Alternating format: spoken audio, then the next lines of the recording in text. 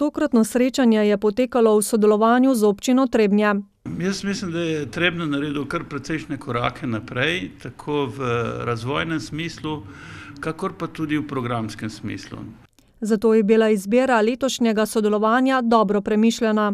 Vsako leto je udeležba pravzaprav 100% in to pomeni pripravljenost sodelovanja, povezovanja in to je dobro za nas vseh. Prav je, da se vsake toliko časa mogoče malo bolj sproščenem vzdušju sestanemo, se lahko tudi kaj bolj resnega pogovorimo.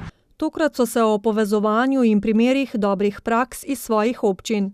Mi smo pred leti zgradili naš kulturni center, ki je neko središče kulturnega dogajanja in tudi sicer dogajanja. Primer vzornega sodelovanja, bom rekel, pa ne samo v naši občini, vendar širše je pa požar v podjetjih Ekosistemi. Mi imamo kar nekaj izkušenj in dobrih praks s sosednjimi občinami, kajti nenazadnje gradimo skupni vodovod Suhokranjski z 5 občinami.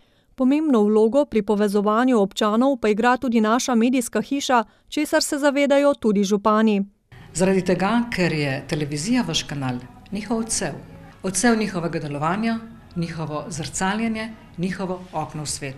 In to umito, čisto okno, ne zapackano in umazano, kot se to rado dogaja po nekaterih drugih medijih.